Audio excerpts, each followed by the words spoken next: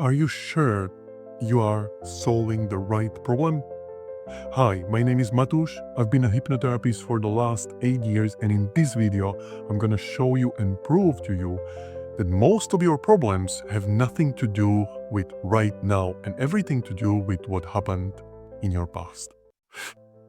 The story begins with one of my first clients that I treated for pain.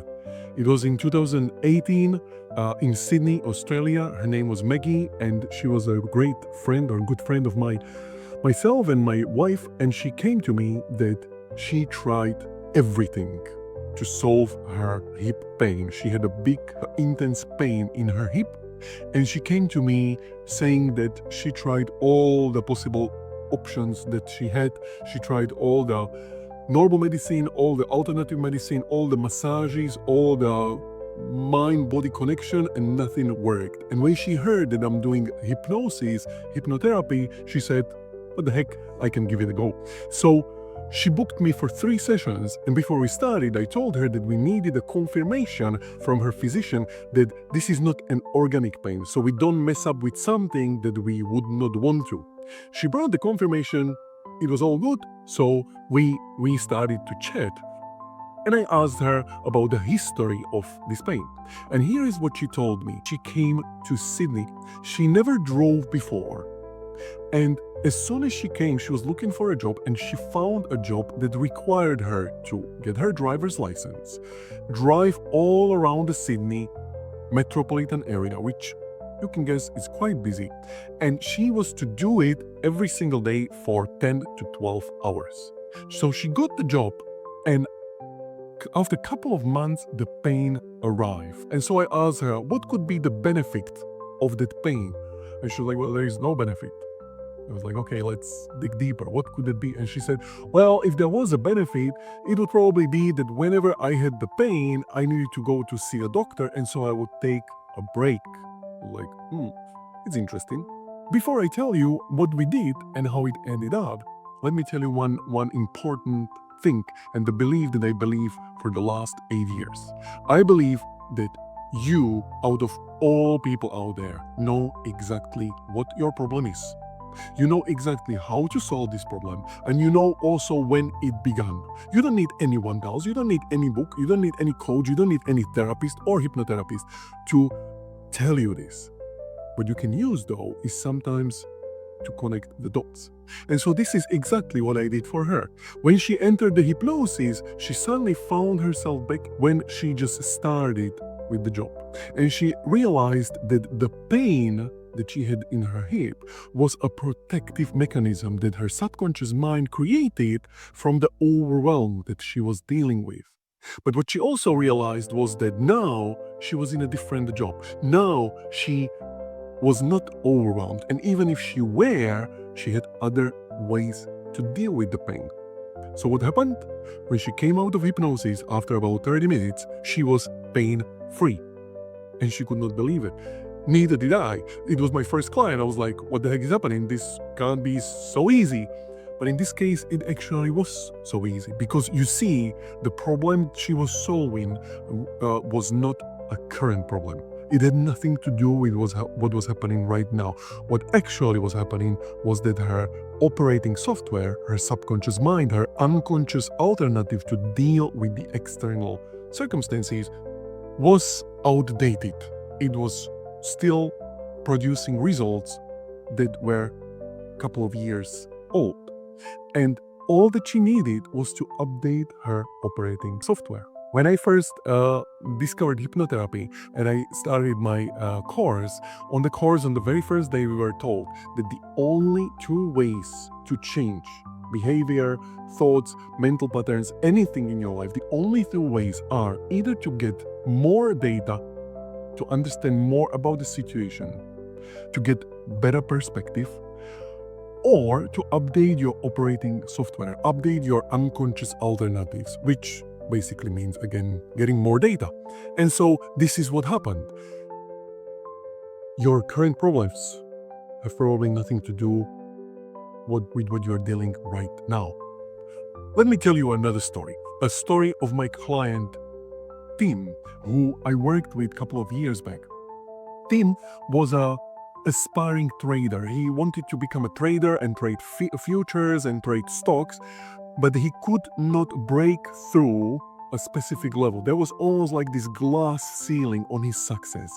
And when we dug deeper, we realized that this was a problem of him not believing that he could do it. But actually, when we dug even deeper, we realized that it was not his voice that was telling him all these things, but it was a voice of his father that was telling him all these things years and years ago. He took that voice, he internalized it, and he then looked at everything that was happening around him through that voice, through that lens, through that filter that made him to believe that he could not do it. Once we shifted that voice, once we changed how he perceived the voice, and once he realized, connected the dots, that this was indeed not him but somebody else's voice, it was much easier for him to approach trading from a completely new perspective. What happened afterwards? He experienced a tremendous success, just like many people before and after. And let me tell you another story about my client that I treated for lack of better words, I'm just gonna say suspicion of cheating and suspicion of betrayal. Her name was Laura, and she came to me with the suspicion and with this great heaviness on her heart that her husband can be cheating on her. And so we started digging. And what we realized, once again, that her problem had nothing to do with what was happening right now. Because, you see, she found herself being cheated on, or suspected that she was being cheated on by not only her husband, but before by her business associate, then by her classmate. And as we are continuing, we realized that she found out that she actually experienced somebody cheating, and it was her father cheating on her mother. And once again, her operating software internalized this frame, this lens, this filter of seeing experiences, and made her wary, made her suspicious, made her worried about something like that, even if nothing like that was happening. And just like there is something to be said about self-fulfilling prophecy, if you are looking for something, you will find it even if it's not there. So what's the lesson? The lesson is quite simple. Your current problems have most probably nothing to do with what you are dealing with right now, and everything to do with your past experiences. You see, history tends to repeat itself. And I use this metaphor quite often with my clients. Before you can get all that you want, you first need to get all that you need. Your conscious mind is very much concerned about what you want, about your dreams and hopes and aspirations, all these wonderful things that you want.